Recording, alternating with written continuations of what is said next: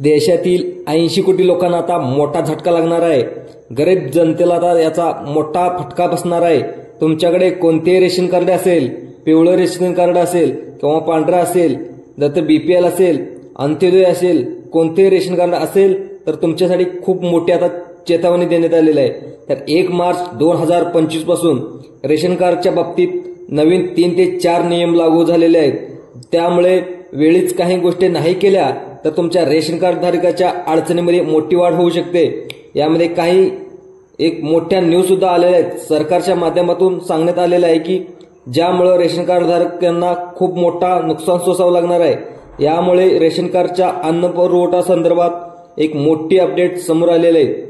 काही नियम बदल सुद्धा आहेत। त्यामुळे व्हिडिओमध्ये सविस्तर रेशन कार्डच्या संदर्भात संपूर्ण माहिती बनणार आहे। तर 1 मार्च पासून नवीन नियमामध्ये मोठे बदल झाले आहेत। ते काय नियम आहेत समजून घेणार आहोत।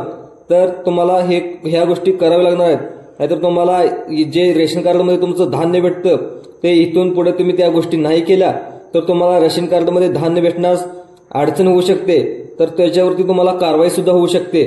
तर त्या कोणकोणत्या गोष्टी आहेत याची संपूर्ण माहिती या व्हिडिओमध्ये बनणार आहे।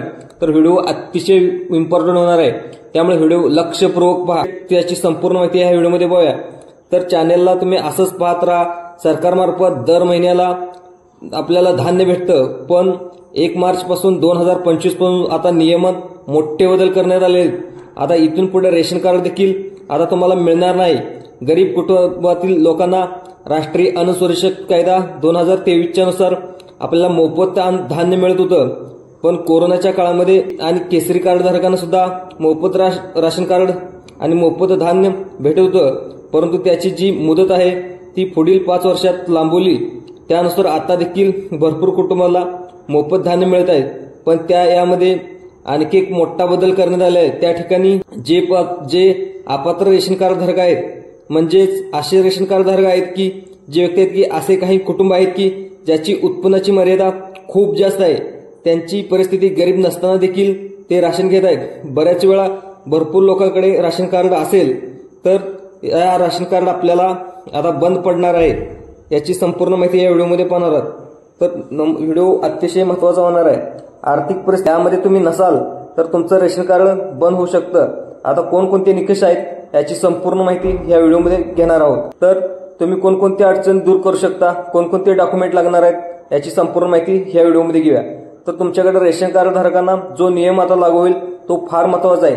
म्हणजे त्याच्यामध्ये असा की जो रेशन कार्ड धारक ज्याने स्वतःच्या उत्पन्नातून 100 मीटरचा प्लॉट खरेदी केला असेल किंवा घर खरेदी केले असेल, तो रेशन कार्ड त्याने घेऊ नये। त्याने कुठल्याही रेशनवर घेऊ नये, त्याच्यावरती कडक कारवाई होणार आहे।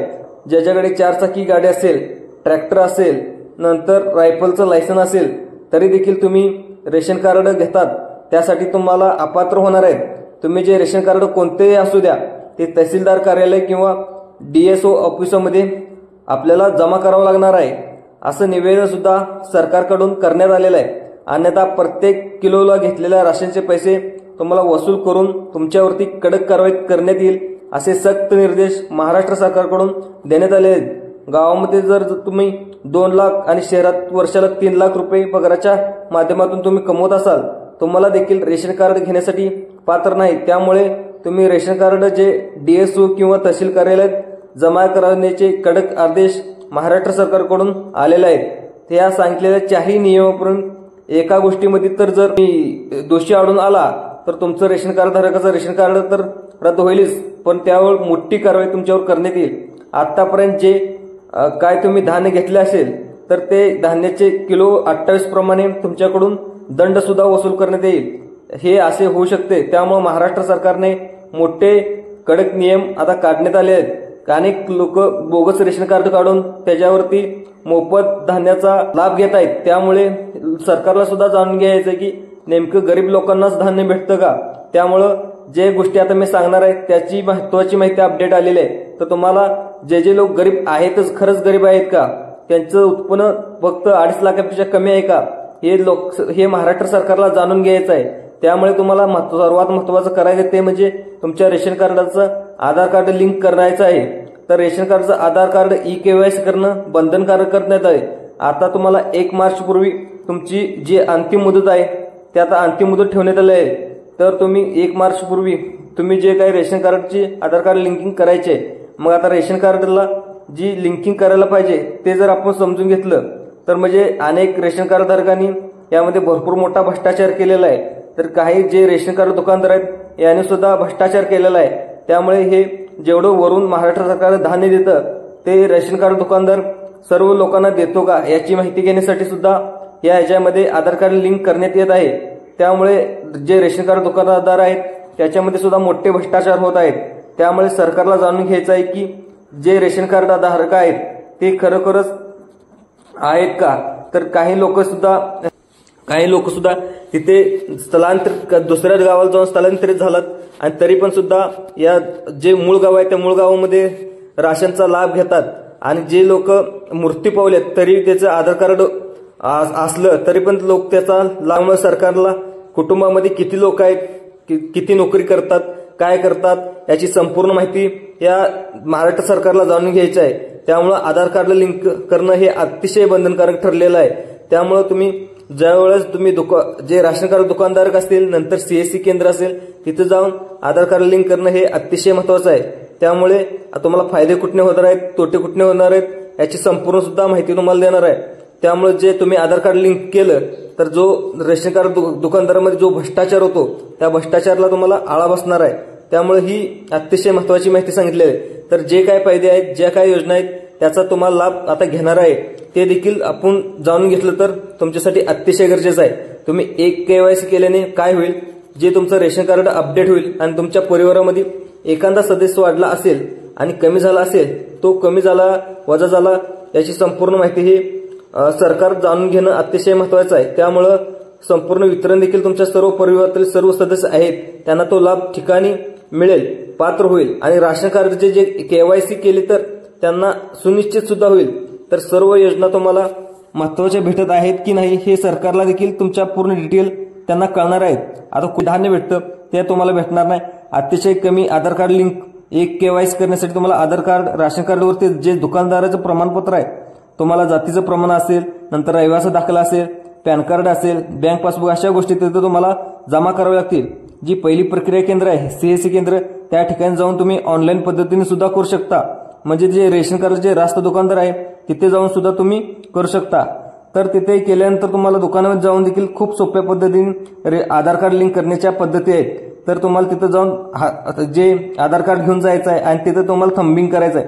थंबिंग केल्यानंतर तुमचं आधार कार्ड लिंक होऊन जाईल आणि तिथून पुढे तुम्हाला कोणताही धोका तुम्हाला राहणार नाही. तर रेशन कार्डवरती जो KYC करू शकतात त्याकरता तुम्हाला तिथे ठिकाणी जायचं आहे आणि दस्तावेज जे डॉक्युमेंट सांगितले ते तुम्हाला जमा करायचे.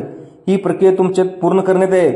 तर ही KYC करणं आता अतिशय बंधनकारक आहे. 1 मार्च 2025 पासून आता याच्यामध्ये मुदतवाढ देखील करण्यात आली आहे. तर ही KYC आणि CSC सेंटरवरती तुमचं रास्त दुकानामध्ये रेशन कार्ड धान्याचे जे दुकान आहे तिथे जाऊन तुम्ही ही करू शकता.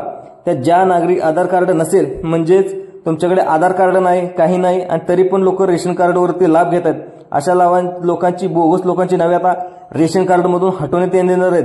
तर सर्व जिल्ह्यातील स्वस्त दुकानधारक काढण्याचा आदेश सुद्धा देण्यात आला. त्याबद्दल लवकरात लवकर आधार कार्ड जे लिंक करण्याचे निर्देश देण्यात आले. त्यात सर्व शिधापत्रित आधाराचे प्रामाणिकपणे करण्याचे शिबिर सुद्धा घेण्यात आले. लवकरात लवकर जाऊन त्या आधार कार्डला प्रक्रिया लिंक करा आणि जे काय लिंकिंग आहे ते रेशन कार्डला जोडणं बंधनकारक ठरले आहेत. तर 2023 पासून ठिकाणी वेगवेगळ्या तारखा सुद्धा अंतिम मुदत देण्यात आलेल्या होत्या. आताची लेटेस्ट मुदत होती ती म्हणजे 2025 पासून आधार कार्ड लिंकिंग करायचं होतं की 2025 पर्यंत, जे 1 मार्च पर्यंत मुदत दिलेली आहे. पण आता तुम्ही लवकरात लवकर जे रेशन कार्ड आहे आणि रेशन कार्ड तिथं जाऊन दुकानात जाऊन तुम्ही CSC सेंटरवर जाऊन सुद्धा तुमचं रेशन कार्ड लिंक करू शकता. नाहीतर तुम्हाला मोठ्या अडचणीला सामोरं जाऊ शकतं. पहिला जो नियम आहे तर तो तुमच्या घरामध्ये एखादा 1 फ्लॅट खरेदी केला असेल, नंतर तुमचं उत्पन्न 2 लाखापेक्षा जास्त असेल, 3 लाखापेक्षा उत्पन्नात वाढ झाली असेल, नंतर तुमच्याकडे 4 व्हीलर असेल, राशन कार्ड तहसीलदार किंवा DOSO कार्यालय तर जमा करा, नाहीतर तुमच्यावरती मोठी कडक कारवाई होण्याची शक्यता आहे. ही होती राशन कार्डच्या संदर्भातील सर्वात मोठी अपडेट. तर तुम्हाला ही माहिती कशी वाटली? ही माहिती आवडल्यास जास्तीत जास्त आपल्या व्हिडिओला लाईक करा, सबस्क्राईब करा आणि दुसऱ्या लोकांना सुद्धा हा व्हिडिओ जास्तीत जास्त शेअर करा. धन्यवाद.